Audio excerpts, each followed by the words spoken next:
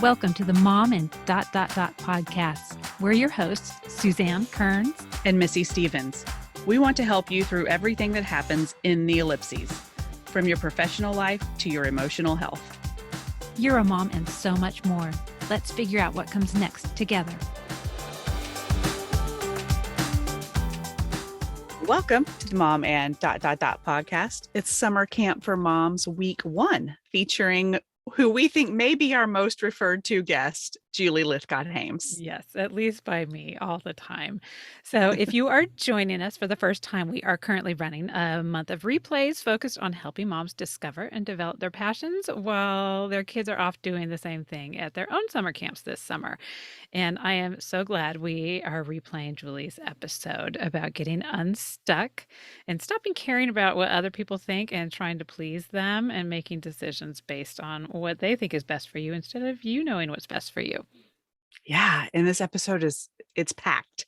So we tried to write down some of the inspiring things and we almost did like a transcript of the episode. So we stopped ourselves. We're not doing that. You're about to listen to the episode. So We just know that it's full of good stuff. It is so full. So yeah, Julie starts by discussing that so much of the reason that we find ourselves feeling stuck, whether it's in your 30s or in midlife, is because of decisions that we've made to please other people. So this could be the college major that we chose to please our parents, or the job you took because you thought it was going to impress other people, but actually completely drained you. You know the ones. Oh, yeah. And she says, today is the beginning of the rest of your life. And that's that's refreshing as we close in on our 50s. But she pointed out that as long as you don't want to maybe do neurosurgery or aeronautics, I guess you could do those things and be ready to do them when you're 80. But as long as you don't want to do those things, it's really not too late to start right now on whatever it is that lights you up. Yes. Our other big takeaway, you do not have to wait until you're miserable or your body is falling apart to make a change in your life. And you need to give your own self permission to make changes because no one else is going to give you that permission. Nope. And if you suffer from decision inertia, a thing that we may be familiar with, you really need to stick around for the grocery store jam analogy. I think about it all the time. I know. And it is going to change the way you make your choices forever. And the way you grocery shop. yeah, that too. But we don't want to give it all away. So without further ado, here is Julie Lythcott-Haims. Enjoy. Enjoy.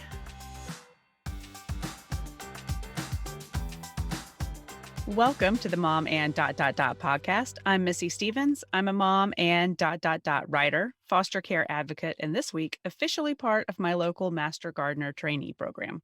Hooray. Good job. Congratulations. And I'm Suzanne Kearns. I'm a mom and writer, LGBTQ ally, and this week, a book proposal duster offer. I don't know if that's a real word. Sure. And today we are so honored to have Julie Lythcott-Haims on the show. Julie is a mom and writer, speaker, and so much more.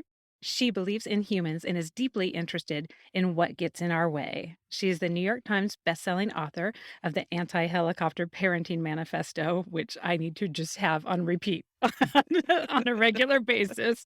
How to Raise an Adult, got it right here, which gave rise to the TED Talk that has more than 5 million views. Her second book is the critically acclaimed and award-winning prose poetry memoir, Real American, which I also have right here, which illustrates her experience as a Black and biracial person in white spaces. A third book, and the one that we're going to be talking about everything today, but that is Your Turn. This is the most recent one, How to Be an Adult, is out. Now I will learn how to show books on camera one of these days. There we go. Okay. And so Julie is a former corporate lawyer and Stanford dean. She holds a BA from Stanford, a JD from Harvard, and an MFA in writing from California College of the Arts. She serves on the board of Common Sense Media. Oh my gosh, how many times a week do we refer to that, Missy? I love almost every time we watch something. Yeah. Oh, yeah. And on the advisory board of leanin.org. And she's the former board member of the Foundation for College Education, Global Citizen of the Year, the Writer's Grotto, and Challenge Success. Did we say and more and more? Like you fill in your ellipses. Our little tagline is make your ellipses count. After mom and ... and you're ellipses. Some ellipses. You're making them Although count. I need to start in my bio, I I'm sorry that you've had to read all of that, and You know what? I'm We honored to be usually here. we usually trim them, but every single thing on here is like, no, they're all amazing, and I Yes. think they're gonna all appeal to different listeners in different ways because you do touch so many different spaces. So we just love that. Well, thank you for having me. It's great to be with you, Suzanne and Missy, and to all the listeners who are listening. Thanks for spending some time with me today. Oh, we are so Thank excited to have you you. here. So, your turn, which I love and I'm giving to everybody I know who's graduating from college. It targets that age group in a lot of ways, but it really applies to our audience. So many of our listeners are in their midlife place, and maybe they did not set up their lives and the infrastructure of their lives in their 20s like they should have. Maybe they're waking up and kids are going off and they're either in a career that doesn't fulfill them or haven't had a career for a while and are kind of looking for the next thing and asking themselves, who do they want to be when they grow up? So we love where you go with this. And one of the things we want to talk about is stop pleasing others, because I think so many women in this space are trying to please other people when they figure out who they're going to be. Yeah, because that's usually how they got stuck in the place they're at right now. They probably You're right. chose a college degree 30 years ago that their parents liked, and now they're stuck, and so Hmm. So, first of all, I love that you called it the midlife place. That word was carefully chosen. Midlife place. Place. Of course, the norm is the midlife crisis, and it doesn't have to be a crisis. Sometimes it is a crisis. And if it is a crisis, that's okay. But it definitely is a place or a time of life. And I love that. And this book absolutely is for people in the midlife place. Yes, it's pitched at 18 to 34, the youngish adults whom the media says are struggling with adulting. But I've been delighted in the 3 months this book has been alive, been delighted to hear from people in their 40s, 50s, 60s, 70s, even saying, I feel like you wrote this book for me. And my response is, I kind of did because adulting is simply the phase of life you're in if you survive childhood and before you die. Right. Okay. So if you're alive and you're no longer a child, you're an adult. So it applies to everybody. And I hope this book is just holding up a mirror to the reader so the reader sees themselves in it where they Hmm. need to. And so reader A might see themselves here, and reader B might see themselves here, and reader C might see themselves here. And that's 100% valid and wonderful, in fact.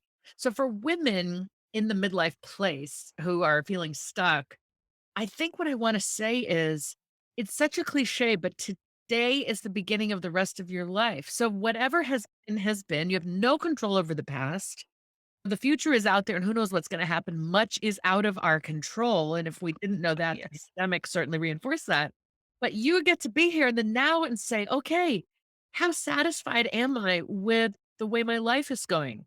What are the relationships that matter most to me? And do the people in those relationships with me know that they matter to me? How am I doing in my relationships? Is my work meaningful? Is it not? Why is that? What is it that I'd really love to be doing? Do I want to switch careers? Do I want to go back to school?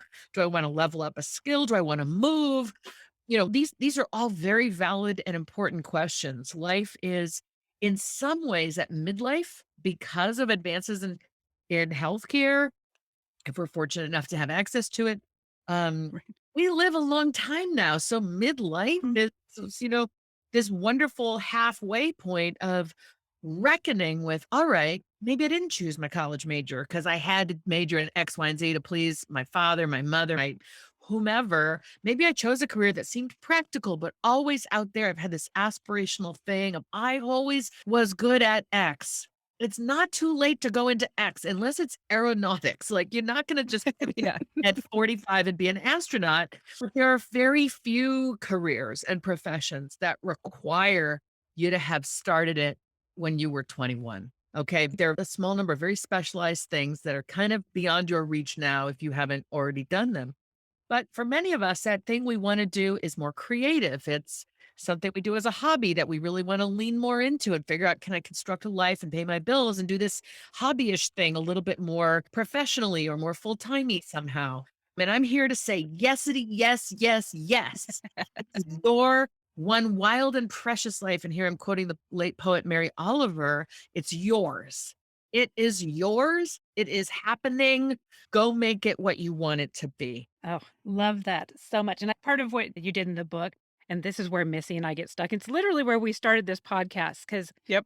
we were in this wishy-washy space in our brain where if someone came up to us and said, "What do you wanna do?" And we've spent the past 15 years as stay-at-home moms, raising our kids based on their schedule, their needs, their everything, and we've gotten to the point where we're like, I don't even remember." And you literally have just this simple chart that you did when you were deciding to change careers, which is just, "What am I good at, and what do I love?" And just write it down. Yeah. Yeah. And I love one of the quotes in there is that it's simple, but it's not easy. Because it is. I mean, it's Yeah. simple. You can write down, you can get a piece of paper, anybody can do that, and you can write down your things. But the process of doing that and admitting it to yourself, part of it's exciting, part of it's kinda depressing because 'cause you're like, "Ugh, I've been saying this for 30 years, I should have done this 30 years Should have done ago it. when I was thinking about it." But like you said, I mean, today's the first day of the rest of your life.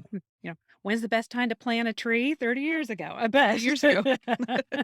But it's very much that same thing, and I really, really also loved you had one of the stories from, someone that you highlighted in the book, where also overlapping that with where do you find belonging?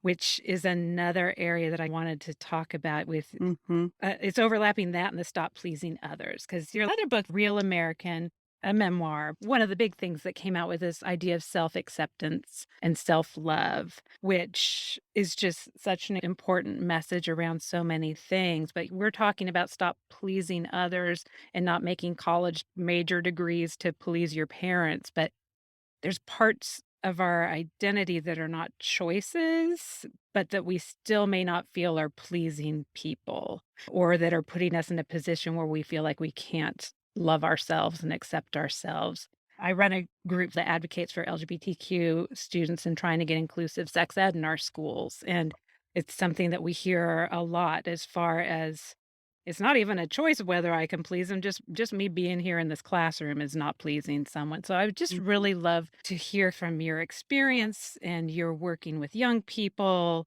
You know, what can we say to people who feel like they're not people pleasing just because they exist and how do we help them feel comfortable in their space and in their lives? So the first thing I want to say is I want to share a little bit of the identities I carry so that listeners will know me a little bit more.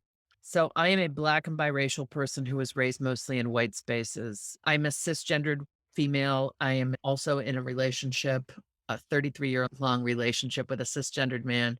We both identify as bisexual and queer, but I think when it comes to LGBTQ identity, probably the most palatable end of the spectrum for others, even though they might not Mhm. understand it. Like, how does that work? It's not an identity that has caused me any marginalization. So I think it's the aspects of my racial background that have caused me to feel really great empathy and connection to anyone who's feel othered or marginalized. And I think what I have learned across 53 years is when we belong to ourselves, we belong everywhere because we take that self Mhm. with us. So to me, when I say belong to ourselves, I mean there's a deep self acceptance, self love. There is a knowing of the self. I am this. And that can be around identity. It can also be around your circumstance or your situation. I have bipolar, you might say, or, I have social anxiety. I am queer, whatever it might be.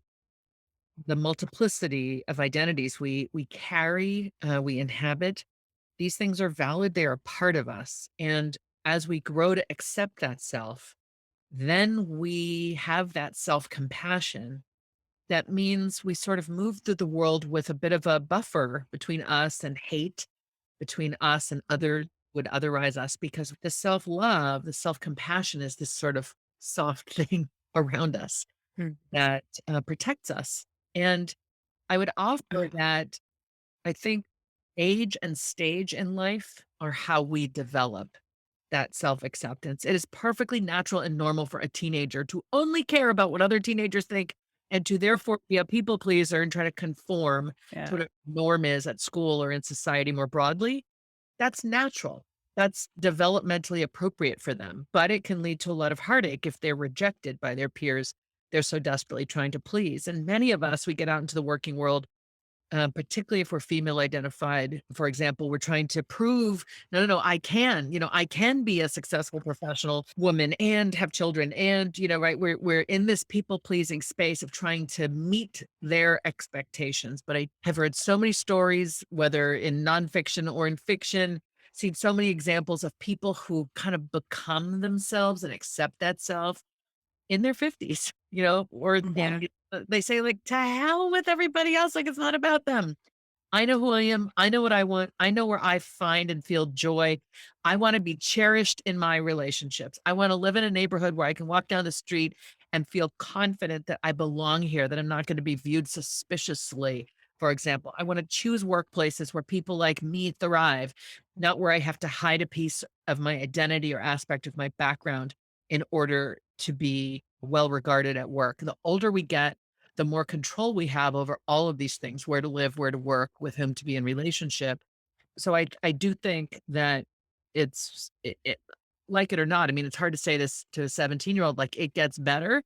Yeah. It's hard to say to somebody that young, like, when you're 40, things will be better. But the truth is that we do develop that self-confidence over time. And it is the rare young person who can just say, to hell with them. I know who I am, Right. who I am.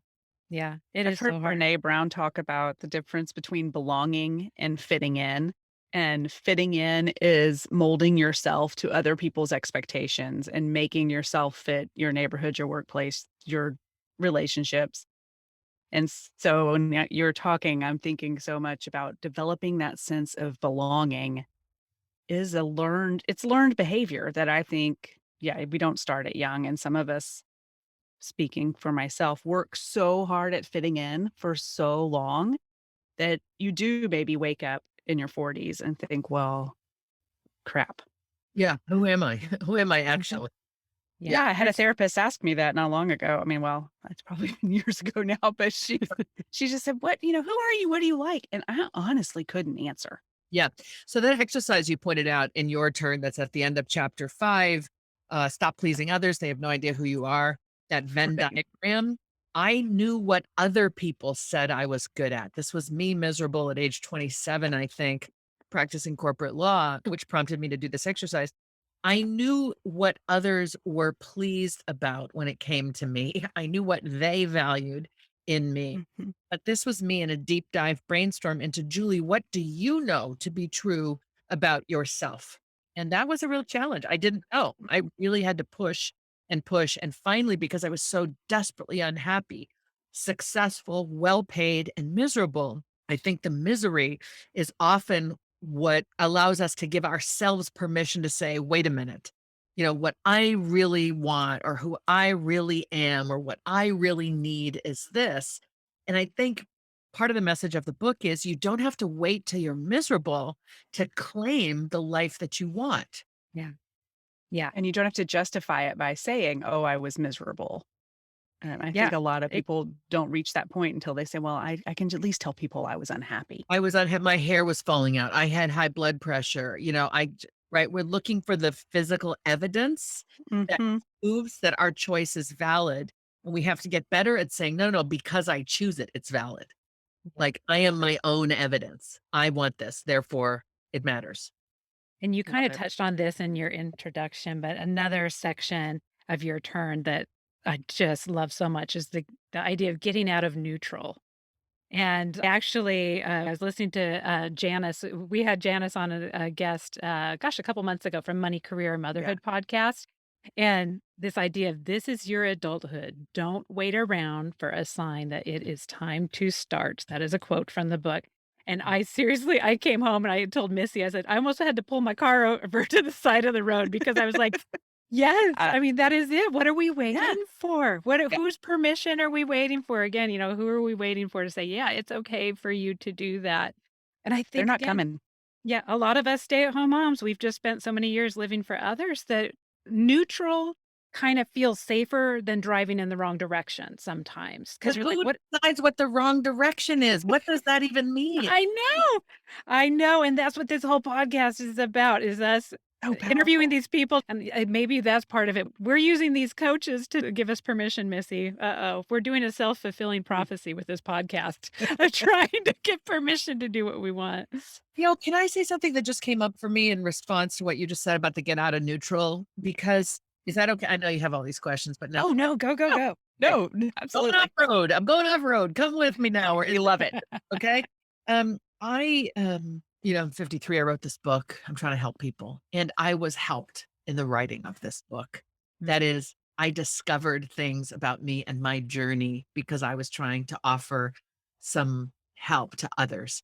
And I'm saying this because somebody listening needs to hear this. I was not focusing on my health. I'd had bad experience with doctors, bad. Uh, I went in for bronchitis when I was 20, and I was told that I weighed too much. And I had Mm. on about 30 pounds in college, and so I was about 175 pounds, which I would be delighted to be today. And it was how much I weighed. It wasn't about the bronchitis. Mhm. And I learned then that I thought my mind went, okay, anytime I have a health issue, I'm going to be judged for my weight. And Mhm. that kept me away from doctors for 30 years. Not totally, but only when I had to, as opposed to being able to go see doctors around wellness. And I think it's something I was in neutral around, stuck, if you will, which is why this is coming up. In chapter 9, which is take good care of yourself, I talk about the importance of taking care of your mind and your body. And I say, like, I deal with some things. I'm pre-diabetic. I have asthma. I'm technically obese according to the body mass index, even though I don't feel like I put that on the page and I'm like, okay, so what do you want to do about this, Julie? You know, here you are telling people like your older self will want your younger self to have, paid attention to these things, the things that will turn out to lead maybe to some chronic health problems. Like, I want to live. I want to live. I want to be healthy. I want to be well. Therefore, I need to go into the doctor and just get my sugar numbers checked. Like, I don't want diabetes, but I also don't want to hide from knowing I have diabetes. And so Right. I actually went to the doctor in December and scared. And, I don't have diabetes, thank goodness, but I am pre-diabetic. And I turns out I wasn't sleeping well and haven't been. And I've just had a sleep apnea test. You like go into the thing and they wire you and you spend the night and it's terrible. But turns out I stop breathing multiple times a night. And you could do something about that, and so now I have this sleep mask, and it's changing my life, and I'm like, "Damn it, why did I not do this?" Like, imagine how brilliant I might have been, but wait a minute, I am proud of myself for what I have achieved, but, like, Oh, it's yeah. just hard. It's hard when your Mhm. brain's deprived of oxygen. Oh, My yeah. brain's getting oxygen, and I'm like, "Okay, thank goodness." I did not wait a day longer, and I think that's the message. You will never be younger than you are right now. Again, okay? A year from now, you're gonna look back on today and say, "Why didn't I?" Right? So I'm Yeah. trying to offer from what I've learned the hard way. If you are not already caretaking the self around your mental health, around your physical health, your body, whatever it may be, I'm not judging anybody for anything. As I say this, what is coming up for you, if anything is. Like, that is the most important thing. You want to be as well as you can be so Mhm. that this life, whatever the work is, whatever the relationships are, so you're bringing, the healthiest you to all of it. Yeah. Yeah, my stomach is doing its flip thing every episode. I'm like, "Oh, my stomach just flipped." Because you're hearing, That was yeah, just I hear something that just speaks right to me that yeah, is that's the heart of it, and Mhm. it's not for me, it's not my health right now, but I've been there before. I have avoided going to the doctor because I knew I gained weight, and I knew the first thing they were gonna say was, "Well, let's look at your weight," and that stupid BMI, don't even get me started on that. Oh, But, you you're know talking to the girl who had a burst appendix for 4 days, so yeah. right, right, but if it's not the doctor, it's something that we are stalled out on Mhm. because of external messages, But and I think and kind of what we're talking about, and I agree that there's not a right direction, but I think so many of us have this binary right or wrong direction, mm, and I gotta admit that I am stuck there, and I loved, part of the Your Turn book was this idea of stop saying keeping your options open, and I know that was meant to be around, like, when a kid doesn't choose the major that you want, be like, "Oh, well, keep your options open, art sounds nice, but what about that pre-med?" But this idea that too many options, like, I can't go to the grocery store. Here Grocery slightly. stores are the number 1 trigger of my anxiety disorder because there's so many choices. Yep. And I love this idea that, it said in the book, there if you had 3 jams that you were tasting, you'd go home with 1. If you have 20, you just are like, "Nope, nope, No more too many jam, forget it. jams, too many jams." And I feel like life is so full of too many jams, and there are so many interests that I have that I would like to explore, so I think that's where I get the idea of, what if I choose the wrong direction? Yeah. Like, I really love the LGBTQ advocacy, but I also, because of we're doing the inclusive sex ed, I've really got into the importance of comprehensive sex ed, but I also wanna do this helping, other stay-at-home moms find their direction. So there's Yeah. a lot of things that are interesting, and I feel like, well, what if I choose the wrong one?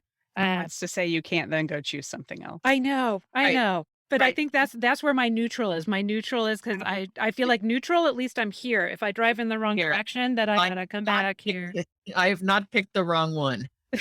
You're neutral. I'm good because I have not picked the wrong Yep, one. I haven't picked So anything. I'm gonna interrogate wrong one because life is not linear. There isn't a right track. There are some wrong tracks like becoming a serial killer or a drug dealer, right? You don't want to go down those paths. Yeah. But, the vast realm of humanity and options and work and relationship and so on are good. And you can't possibly choose them all. It would have been impossible to be an astronaut and a brain surgeon and a concert pianist. For example, you might have aptitude for all three of those, but all three would have required all of your focus and attention in order to get good at it. So you had to say, like, all right, I might love all three. I need to pick one. And I'm going to pick one. And based on what I know to be true about myself, not what other people say you should do, right?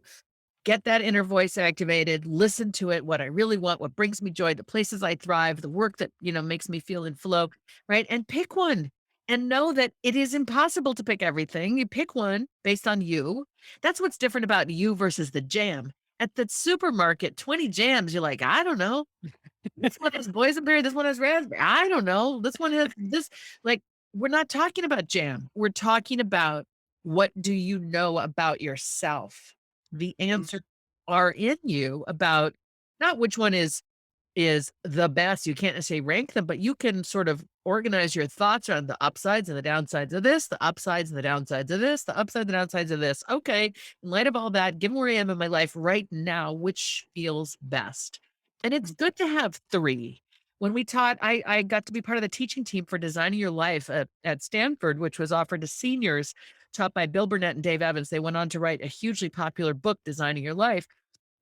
One of the things we did with our students was put together an Odyssey plan, which is okay, you're 21, 22, you're looking out at your 20s. What are your three options for what you might do? And one of the options was sort of the, oh my gosh, if it was just up to me and nothing else mattered, like my dream thing, put that down and put down the thing that feels practical and safe. And like, and then what's the middle one? There are elements in each. All this exercise is teaching you something about what matters to you and what doesn't, the values you have, the things mm. you want your life to incorporate, and you ultimately get to pick. And it's exciting. I could have done any number of things that I haven't done, but I'm very excited about the path my life has taken.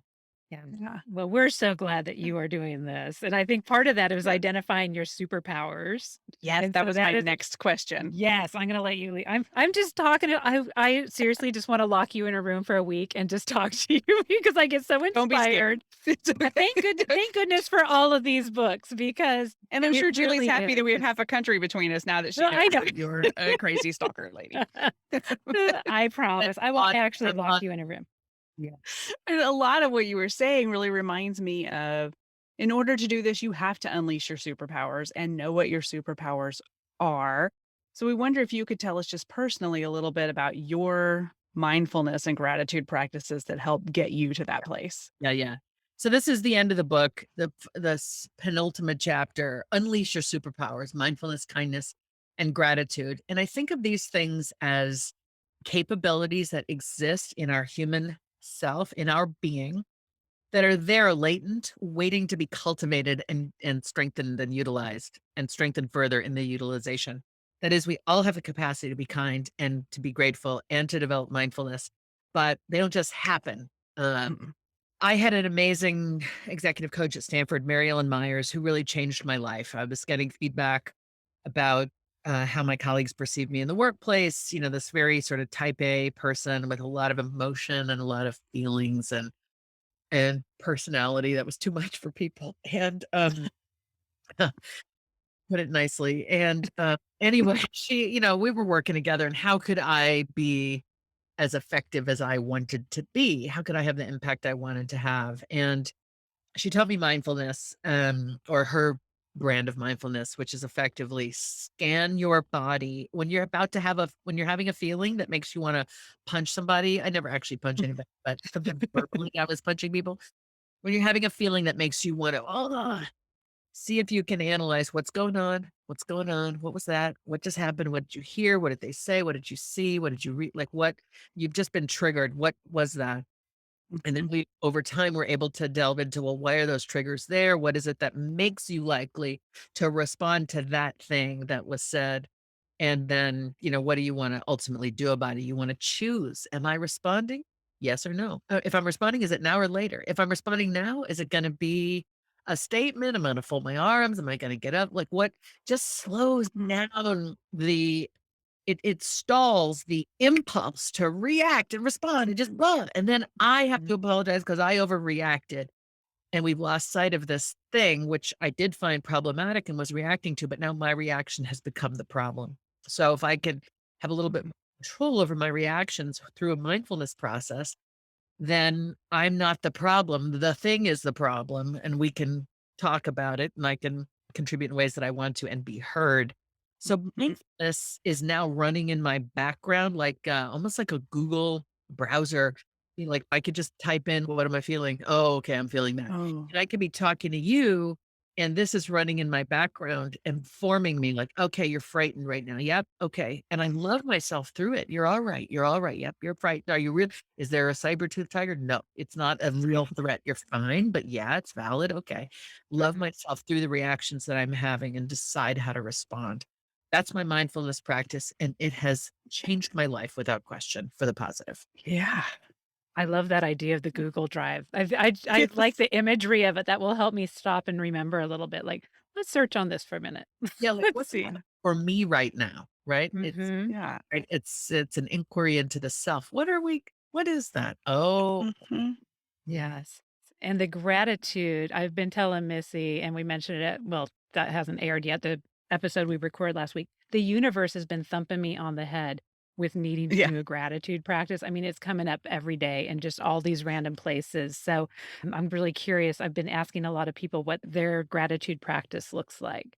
well, I'm the sort of person that tends to like have a practice for a while and then I do something different. And whether it's my Peloton or my gratitude practice or, how I get the magazines I want to read as opposed to stacking up on a pile on my desk. Oh, Uh, yeah. so I don't have a gratitude practice that I always do, but I have a lot of different things that I incorporate all the time. So in late spring, my 22-year-old son has been home with us during the pandemic, and I was teaching him the importance of a gratitude practice. So I said, hey, how about every night before dad and I turn in, you and I sit down for 5 minutes and just reflect back on the day and notice something that we're grateful for. And I also suggested we notice acts of kindness. So can you point out Yeah. one kind thing you did, and if you can't think of a kind thing you did, was there a kind thing you saw someone else do? And then gratitude, recognizing that you're grateful for the tiniest things in your daily life. And so he and I did that for about 5 weeks straight, every single night. Wow. And I knew the research that said when you develop a gratitude practice, you start to notice on your own the things you have for which you can be grateful outside of the Yeah. practice. And you start to draw those things, sort of that appreciation of things, into your mind, into your being. You start to feel that what you have is enough. You get out of the space of I need this and if only that and I wish.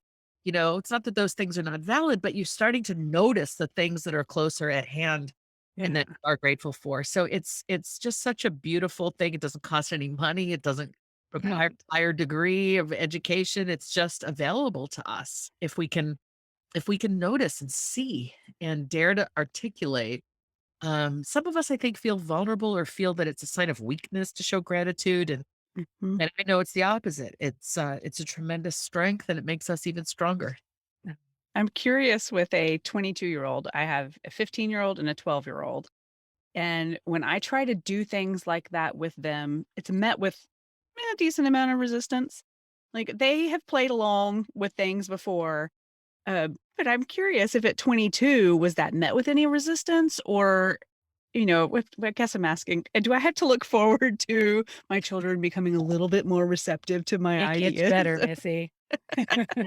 Yeah, definitely. My 22-year-old, but he's always been a bit of an old soul or willing to kind of go to those places. So Mhm. probably not the best comparison, but um, it definitely does get better. And I think if you're not trying to spoon feed it, if you just sort of say at the dining table, "Hey, today I've been thinking about my gratitude practice and what it means, and I'm trying to get better at it," and sharing about what's going on in your life without saying like, "We're going to develop a family gratitude practice." I mean, you could do that too, but it sounds Doesn't like work your here. your teens might not like that. Yeah, Yeah. That's what I've just really role come mod- to doing just is role just model it. that's what I've come to do is just make sure they know what I'm trying to do.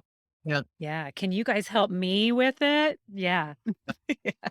yeah. Well, we are so grateful that you agreed to come on the show and Oh, spend this time with yes. us. And before we It's going jump to be into the my look, grateful thing. listen, learns, I know we've been spending a lot of time again.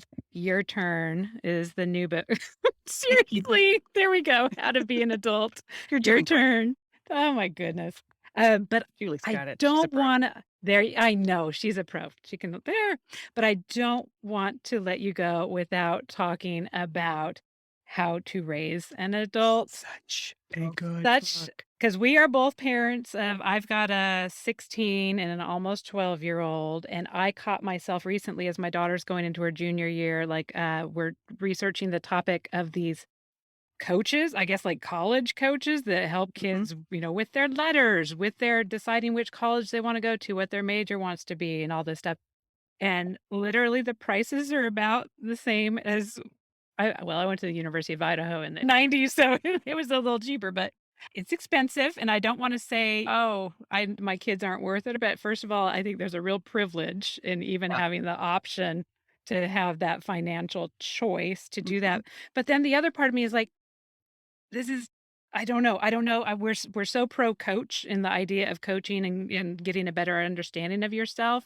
but I wanna make sure my kids have ownership of this process and having them know that, "Hey, there is such a thing as a coach if you're having problems deciding this, but, what are some things that I can give you to support you along the way as you figure this out?" Like, so that I mean, I'm using this both to read and also to kinda hit myself in the head every once in a while to be like, "Okay, no, you're taking over too much." I wanna make sure my kids know what they don't know as far as options that are available, but I don't wanna be the one who's just like, "Here, and you could do this, and you could do this, and you could do Yeah. this, and you could do this."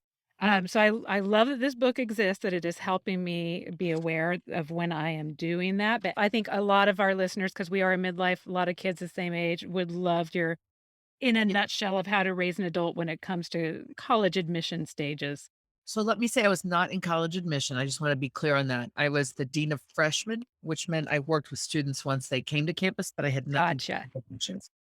A common mistake. I really don't want any responsibility for admissions, so it's important for me to clarify that. But Got Yeah. it. Yeah, We that's will tricky. see. coaches are the norm in many communities, affluent communities where people can afford that price tag. As you've said, coaches in general in life can be quite valuable. The question is, do I need a coach? If so, for what? So I am all for if you can afford it. I think it is nice to have another human who is talking with your kid around the deadlines associated with applying to college, around the breadth of options. Talk about 20 jam jars, right? There are Yes. fantastic schools in America. And how do you get past the US News top 20, which is a just BS list? and really start to Mhm. dive into what makes a college great. And somebody who does this for a living is going to have far more information than the average parent. So I think that's a valid reason to have a coach. I think if you're like, I don't want my parent child dynamic to be all about, have you taken the test? Have you signed up? Have you done right? If your tendency is going to be to micromanage them and you can afford to hire a coach who is going to not micromanage them, but be hopefully a trusted adult who sits with them and takes an interest in them and just helps them navigate a pretty complicated process. It is more complicated now than it was back in the day when you got a brochure from the University of Idaho and you found out the deadlines and you applied, right? It's Yep. definitely more complicated. There are endless links and endless things, and there's a lot. So having somebody help your child manage the process is valid. And often the parent child Mhm. dynamic can really not support that process going well. So if there are valid reasons to seek out the help of a third party. But I am 100% against the places that say we guarantee your kid will get into these types of places or packaging your kid to look a certain way, places that are kind of writing the kid's essay for them. That's unethical. It also tells the kid, even worse than the ethics problem, it tells the kid, oh, you can't do this yourself.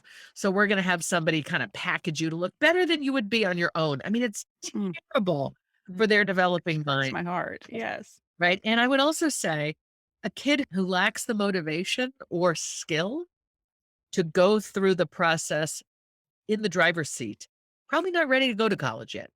Probably a great candidate for a gap year, great candidate for the workplace for a couple years, great candidate for community college, right? If you have to do everything to get them to college application is the deadline has been met, that's a sign and you should pay attention to it.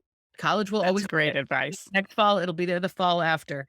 A kid should go when they are motivated to engage the process. What am I excited about? What feels like the right place to support my developing interests in X, Y, and Z? Maybe I have no idea what I'm interested in. That's fine. Let me go to a place where you don't have to declare until the end of your sophomore year. That's valid, but if they're just sort of going because they're on a treadmill, it's like, well, I graduated high school, I guess I better go to college. Like they're on a Mhm. moving walkway. That is Mhm. too expensive a proposition for somebody to just be sort of passively gliding toward. Oh, and that's so much a big point of how to raise an adult is just tips and reminders and how to make sure that your kid you not just that your kid is an active participant in their own life, but that you are giving them the space to do that. Because Yeah, naturally, I think they probably would on their own. I think it's when we get in their way and start making it too easy that they're like, well, okay, if you're going to go ahead Good. and do this for me, Yeah. go for it, lady.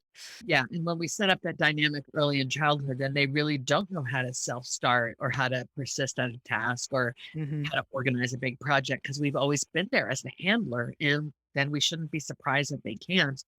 And then when we discover we have raised our kids that way, we have to work hard at repatterning, I call it, which is what I'm doing with my kids. I recognize I was over parenting them. Look, I wrote this book and I appreciate that you're extolling its virtues. I'm proud of this book. And I learned in the course of writing it and in touring it. I mean, this has been out for 6 years. So my own kids have gone from 16 and 14 to 22 and 20 Hmm. as I've been the author of this thing, I have learned more about my overparenting tendencies as I have been with audiences around this book. I tell stories on myself when I travel to Texas, when I travel to the East Coast or the Northwest or wherever I go. I tell stories about my own overparenting to help parents feel I'm not judging you, but I am saying it's wrong. And I know why I've seen it in other people's kids and, I've done it with Yeah, my you've seen it in action. help. Yeah. Yes. Yes. Well, and I think that, at coming out of COVID and kids are going back to school and stuff, I think even if you've read it before, it's probably a good idea to read it again. We're different parents and they're different kids than we were 16 months Yeah. ago. We've kind of gotten into some routines and habits that probably are a little too, not too close, but I mean, literally, we have We've been all just been close. right together. And so the level of involvement, just by nature of proximity is gonna be a lot more than probably it would have been if they had been out in the world and especially for college students who are doing, their first year of college at home. So encourage people, your turn is perfect for the kids who are, like you said, 18 to 34, but it also us middle life moms. I mean, everybody read it. Share it across the family. But I don't think your kids can be too young to start reading How to Raise an Adult. I mean, Right. give this as a baby present. Right. because it really is. It's something that you've gotta get in motion when Appreciate they're just going down that first slide ride at the park. that. I mean, it Yeah. really is. Yeah. Like, my overparenting started. I was like, For real, mine too. I love Same, I I don't know. mean, my kid looked I detail this in How to Raise an Adult, which is why I think you're Yep. looking for, right? My son looked at me like, and I was like, "Oh, no, he's so afraid." Now I'm able to see, I was staring at him like, "You might die on this slide. Let's prevent your death." Come on, show them optimism, show like, be You can do kind of it. enthusiastic, like, "This is gonna be great." So, like, I mean, both of my husband was on one side and I was on the other, and we were like, culture as he's show and this was a kiddie slide, like the look Right. Right. like a slide. Done it like this, yeah. Oh my I have a really close friend who is a college professor and always has a freshman group of kids. It's a fairly small university, and so he always leads a group of freshmen. And yeah. every year without fail, he has at least one parent, but usually many parents call him. And they call him and they say, "My child really struggles if they don't like their professor," or "My child really needs help with XYZ." And it's always these things that absolutely a college student should be doing for themselves. And he said it's getting more and more every year. It's not getting better, it's getting worse. That's why I wrote this. That's Yeah. why that's what I was seeing at Stanford, and what I left Stanford in 2012, and now here we are 2021, so I am 9 years post having my own personal experiences with the stuff. Yeah. It's just gotten it was alarming enough. Look, I began writing about this in '05. Back there on my, bookshelf is a framed article, an op-ed that I wrote for the Chicago Tribune in 2005 on the harm of overparenting. This book came out 10 years later, 2015, and it's gotten worse in some, but then, of course, plenty of people have been like, "Okay, I get it. I can see Right. Yeah. the outcome, that it's problematic." We get frustrated with our kids, like, "Why can't you tie your shoes?" "Because you've never let me." Right. Shirley's screaming, "We gotta get out the door, I'll tie him for you." One of the guys that I profiled, I do have 31 humans profiled in your turn from all different walks of life, diverse group in every manner of speaking. One of them, a guy from Texas, from Dallas, is estranged from his dad, and he's now in his young 30s. And he says, as his dad's yelling at him about money, very wealthy family, he says, the kid, the young man, Joe, says, "You carried me my entire life, and now you're mad that I can't stand on my own?" And he Mhm. thinks he carried me. He's using the metaphor, not you financially carried me, but you carried me. You Yeah. held me here on your shoulder or your hip my entire life. And now you're mad that you've set me down, that I don't know how to walk. Right? Yeah. It's so clear. We have to let our kids, we have to put them down on the sidewalk and let them learn to walk. And as a metaphor for every skill, every competency we expect that they will have in their adulthood. Yeah. Getting them out of neutral too, and getting Right. ourselves out of neutral and not letting our kids get stalled in neutral because of Right. something that we did. So, oh, okay, we are right here at the end. We Yes, like we're to so wrap close up to the with our look, listen, learn segment. But before we do that, I want to make sure people know how best to find you for speaking Mhm. engagements. And then also, I mean, you can find your books anywhere, but I know we love to support our local booksellers. Go So take a and look. book people in Austin, Yeah, book book people. people. Yep. I've been there. I've been there. Yeah, I came through where actually. Yeah. There we go. Go to book people, y'all. Buy my books. That would be great. You can follow me on social at J Lythcott-Haims. That's my first initial last name without the hyphen. I'm everywhere, even about to do some TikTok videos. So stay Oh gosh, Us too, we're we're gonna about to try try it too. to. good for you. I have 20 followers on TikTok right now. Maybe after this podcast, I'll have like 30. So I'm J We'll Lythcott-Haims. follow you. Facebook, Instagram, Twitter, TikTok, Clubhouse. I'm Jay Lythcott-Haims. And my website, julielythcotthaims.com, no hyphen, is where you can see some detail on my books and see where I'll be speaking next and a link to ask me to speak and all of that. So please do check me out. If you've liked what you've heard, please follow me. I'd love to engage with you around these topics more. We Wonderful, and cannot we'll have recommend the books enough. oh my They gosh, yeah. all of them are excellent. And it's clear, see, and Suzanne, I appreciate it. You're big advocates. I wouldn't want to be trapped in a room with you. Be careful what you say.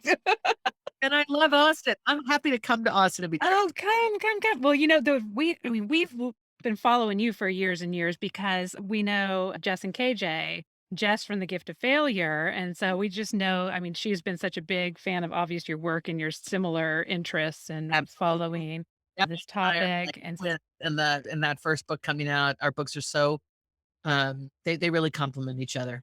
And I love yes, her work and I just love watching what she's doing. She has an amazing new book out now for how to help parents the addiction inoculation. create a home environment that prevents kids from getting addicted. It's so good. Yeah, I think that has been, speaking of Look, Listen, Learns, we'll go into that segment, but I think that the addiction inoculation has been, like, 3 of our guests, Yeah.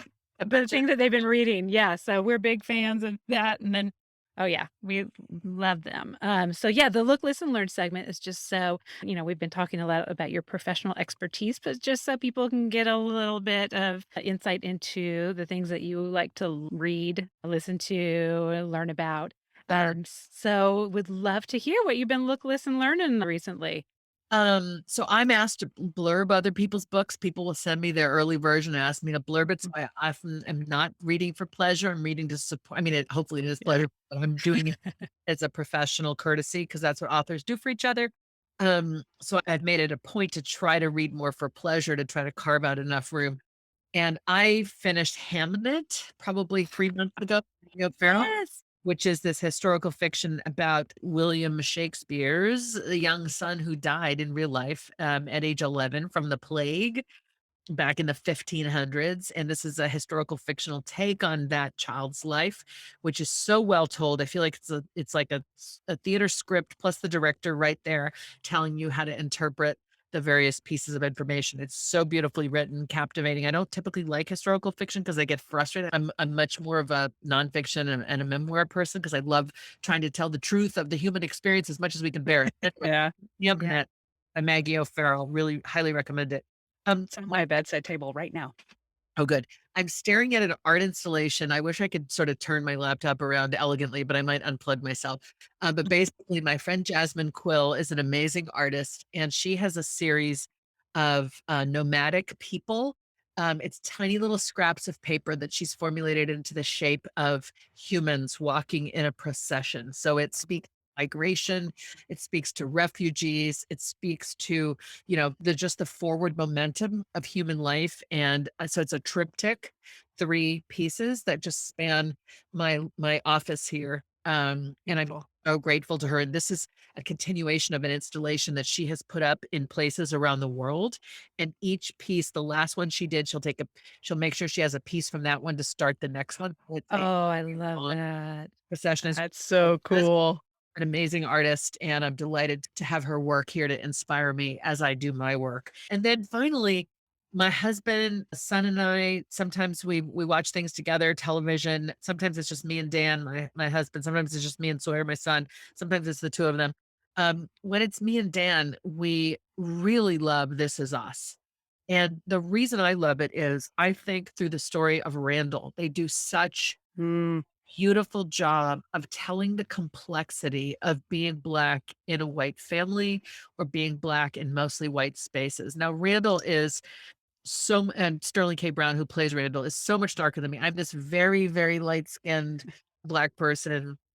And I know that that means I have a ton of privilege compared to my darker brothers and sisters. And yet I've been called the N word. I've been, the recipient of microaggressions and things. And I just think the writers in This Is Us have a huge heart for what it feels like to be the other, to be not known by your own family because they can't possibly know what it's like to walk in your footsteps and the loneliness. Talk about not being yeah. so I just think they've done a terrific job with that script, with those storylines, and of course they tell it in these wild arcs across decades of life, and they have all these different actors playing the same character at different times of life. They just the way they go about telling the tales is also very groundbreaking, but I think they're just hitting race out of the park. Agree.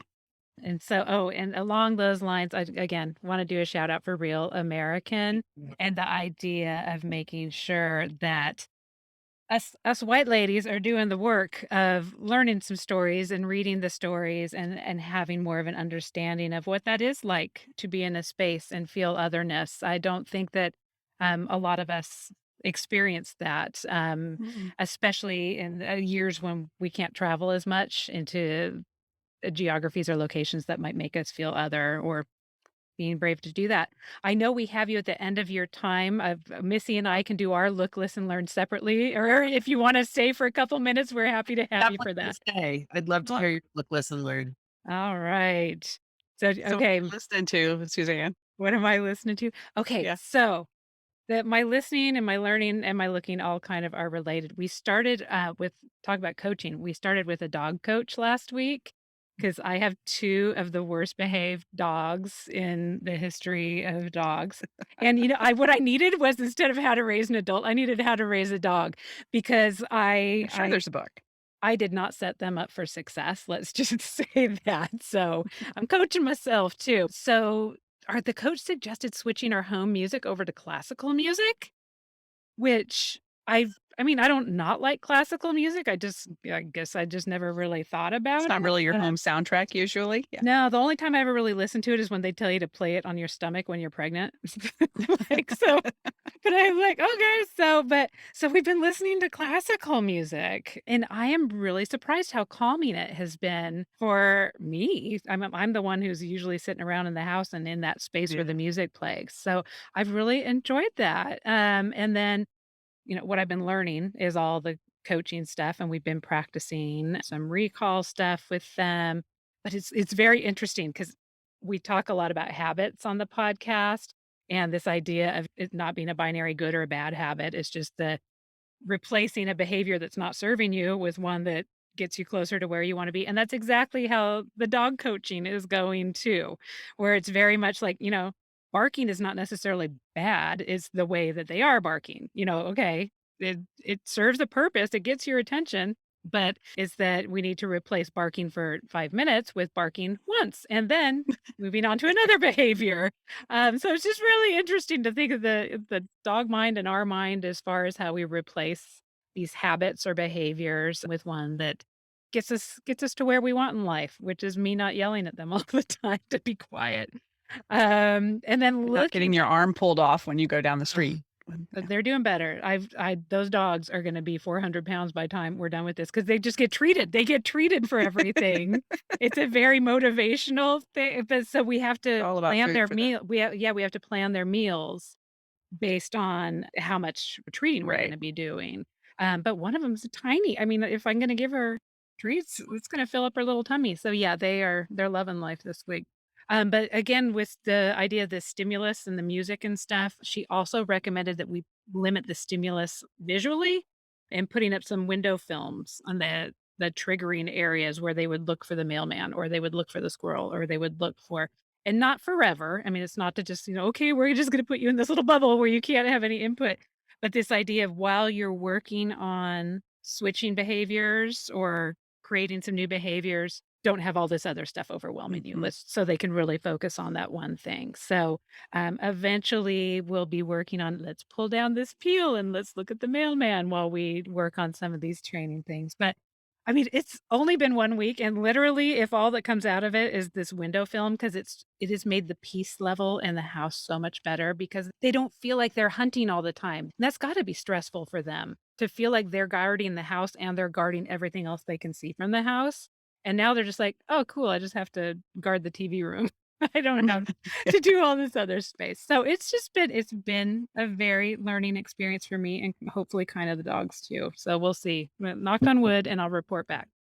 It reminds me of child development when they say, like, when your child it's you see it really when they're little, but it goes all the way, and maybe adults do this too, but when they're learning something new, everything else just sends them into orbit. So Mhm. they're really focused on this one skill, and you may not see it yet, but after a week of tantrums, they might have several new words.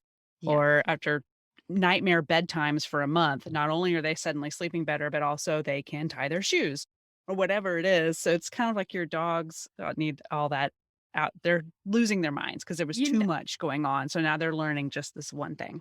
I hadn't even put it together, but we just started driver's training for Zoe. So yesterday? No, the day before yesterday was the first day, like, we're just driving around in circles in a parking lot. I mean, the radio was off, right? We're not We're not blasting Billie Eilish while she's trying to learn how to drive. I love Right. Billie Eilish, but that's not the time and place for it when she's trying to concentrate on driving. So that's Right. not what we're doing for the dogs. But we're Exactly. yes. Okay, what do you look, listen, learning this week, Missy? So this week I went back to a podcast that I haven't listened to in the longest time. I have so many podcasts on my list and they're just, I can't keep up with all of them. But this one is called The Guilty Feminist with Deborah Francis White. And I used to listen to it Oh. all the time. And one day this last week, I thought, I really missed that. I don't know what even triggered it and reminded me of it. So I went back and I've been catching up on a few episodes, but every episode starts with a I'm a feminist, but, and it'll be a story about something just really ridiculous that makes them question all their high ideals. And on her website, one of the stories is I'm a feminist, but once I was at a women's march and I went into a store to go to the bathroom and got distracted playing with face creams. And when I came out, the march was gone. So she's a feminist, but she always has like a rotating guest host and it's comedy, but they discuss really serious stuff and or Britney Spears. This week it's Oh. Britney Spears. Oh, Britney. Uh, Free Britney. So I love The Guilty Feminist, and it's their length of that podcast though makes ours look so short. They're well over an hour every time. So Oh, we're that doing makes good. me feel better because Yeah. we, as you can tell, Julie, we have a very hard time keeping things under an hour. So It's never gonna Oh, what I was going to add for I love listening to your Look, Listen, and Learn. And there was one other piece I was going to mention in mine. I forgot, but this long form podcast by Rich Roll can be close to 2 hours sometimes. And it's called the Rich Roll podcast. He's a the rich roll. Okay. ultra runner, vegan, plant-based guy who came out of substance abuse Mm. years ago and has had this incredibly inspiring, healthy life since, and has this amazing conversational podcast that is very long form. So I think there's a place for an hour-long podcast, and there's a place for the 25-minute podcast, and there's a Yes. place for the 2 hour because everybody's consuming audio in different places, you know? So we Yeah, the figured beauty of it is you can push pause and Yeah, finish it later if it's too long. that's our theory. Our audience are a bunch of smart grown women. They know how to press pause if they need to for an appointment. So well, let's thank them for those who have stayed with us and are now listening. yes. Like, thank you for listening to us, spending your day with us or your night or whenever it happened to be that you're listening. I'm grateful that you decided to give this episode a spin and that you stayed with it. I hope you got something useful out of it. Oh, well, we are Great. so grateful for you and taking time out of your schedule. And you know what? I got to tell you, when we sent an invitation for you to come, it was one of those pie in the sky, just for like, oh, the worst that can happen is they say no. And when you said yes, we were just so grateful. And we've been so excited and looking forward to this. I'm for trying to help weeks. people. I'm trying to help people so that when you reach out like, hey, I like your book. I really resonate. We have a podcast. I'm going to be like, yes. Oh, This is a great way for me to get word out about what I'm up to. And if people are resonating, I mean, that's the thing, right? Some people Yep. listen right now have heard something they needed to hear, hopefully feeling more seen, less alone, more supported. And that's what I'm here for. So I was delighted to get the ask and delighted to spend this hour plus with you. well, Thank you. Thank you so much. And I definitely did get the inspiration I needed. And you know what? When I talked about how this week that I am a book proposal duster offer, it was because of, refreshing and going, rereading these books that really got me to that space. So thank you. Thank you. Good Thank I'm you. about to try to finish a book proposal myself. So I'm inspired by the fact that you've got the years off. Oh, well, mine's about 3 years old, so it's going to have a lot of dust. Nice. Nice. My next book is a mother-daughter memoir co-written with my 82-year-old mother. Oh, wonderful. So we're Well, I want to read it. So definitely get that. Yeah, get on that. Get on that because we want to read it. good. All right, y'all. Take care. Be well. Thank you so much. Thank you. You too. Thank Bye. you. Bye. Bye-bye. Thank you so much for joining us for the Mom and podcast. We hope you enjoyed today's show. And if you know someone else who could benefit from the episode, please be sure and share it with them. And while we're begging, please subscribe and rate us wherever it is you listen to podcasts. You can find links to all the things we discussed today in our show notes or over at our website, momandpodcast.com, with the A-N-D spelled out. In between shows, find us over at the socials, including our private Mom and Community Facebook group. The links to that group and all of our socials can be found at momandpodcast.com. Thank you so much for your support. We appreciate you more than you know. Now go out there and make your ellipses count.